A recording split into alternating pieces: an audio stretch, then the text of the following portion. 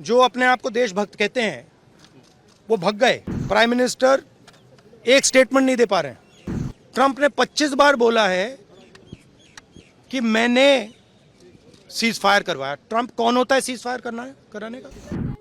But PM का जवाब तो चल रहा है ना, ऑनगोइंग जवाब है। क्या प्राइम मिनिस्टर क्या बोलेंगे कि ट्रंप ने करवाया है? बोल नहीं सकते हैं, बट सच्चाई है। ट्रंप ने सीज फायर करवाया है, पूरी दुनिया जानती है। आप कह रहे हो कि ऑपरेशन सिंदूर ऑनगोइंग है और फिर आप कह रहे हो विक्ट्री हो गई। How can prime minister give a statement? क्या प्राइम मिनिस्टर क्या बोलेंगे कि ट्रंप ने करवाया है? बोल नहीं सकते हैं, बट सच्चाई है। ट्रंप ने सीज फायर करवाया है, पूरी दुनिया जानती है। रियलिटी है, रियलिटी से छुपा तो नहीं जा सकता है। तो और ये सिर्फ सीज फायर की बात नहीं है, बहुत बड़े प्रॉब्लम्स हैं जो हम डिस्कस करना चाहते हैं। डिफेंस के प्रॉब्लम्स हैं, डिफेंस इंडस्ट्री के प्रॉब्लम्स हैं, ऑपरेशन सिंदूर के प्रॉब्लम्स हैं।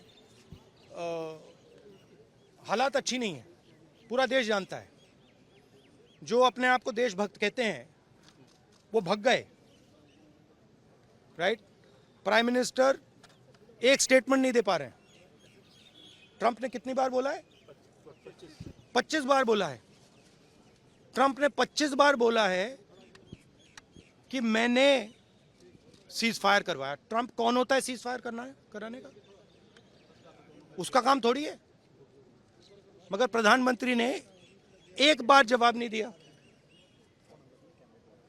सच्चाई है, छुप नहीं सकते। सर कोई डेट्स गवर्नमेंट की तरफ से दिए गए? नहीं, देखो डिस्कशन तो होगा। डिस्कशन एक्सेप्ट किया है, पता नहीं कब करेंगे। उन्होंने कहा है कि प्राइम मिनिस्टर के वापस आने से करेंगे। तो वो तो डिस्कशन होगा। अब डिमांड थी कि पीएम ही जवाब दे, तो उस पे क्या देंगे? लगता है बट पीएम का जवाब तो चल रहा है ना, ऑनगोइंग जवाब है। आप कह रहे हो कि ऑपरेशन सिंदूर ऑनगोइंग है और फिर आप कह रहे हो विक्ट्री हो गई। या विक्ट्री हो गई या सिंदूर ऑनगोइंग है।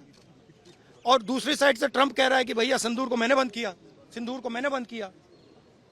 25 बार बोला है, तो कुछ ना कुछ तो दाल में काला है ना। सर फॉरेन पॉलिसी आपको नहीं लगता, क्योंकि फॉरेन पॉलिसी आपको नहीं लगता सर, क्योंकि हमारे यहाँ जब हम ये बात पूरे वर्ल्ड पे रखने गए, फोरम पे गए, कई जो देश है उनको गिनती पे गिना जा सकता जो हमारे साथ आए, लेकिन नहीं, गिनती पे भी नहीं गिना जा सकता। किसने सपोर्ट किया?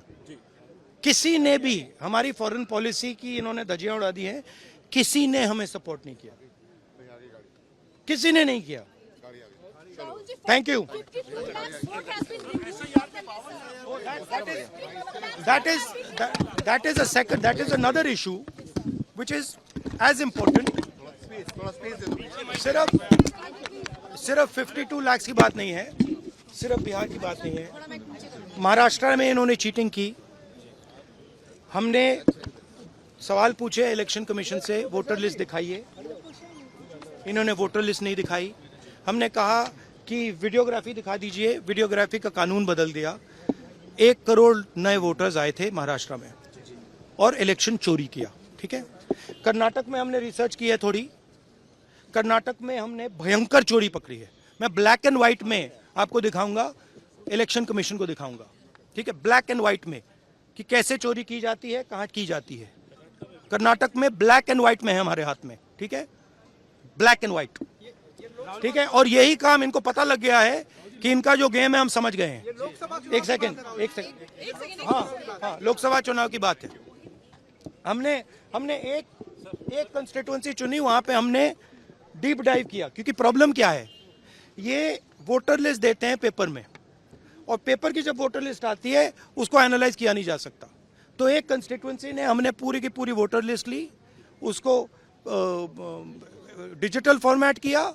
6 महीने लगे हमने, मगर हमने सारा का सारा मतलब इनका सिस्टम निकाल दिया है।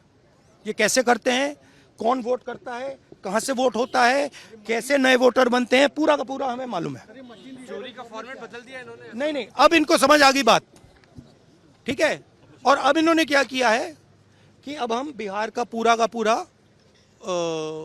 सिस्टम नए तरीके से करेंगे। वोटर डिलीट करेंगे और नए तरीके से वोटर लिस्ट लाएंगे। हिंदुस्तान में इलेक्शन चोरी किए जा रहे हैं, ये रियलिटी है हिंदुस्तान की।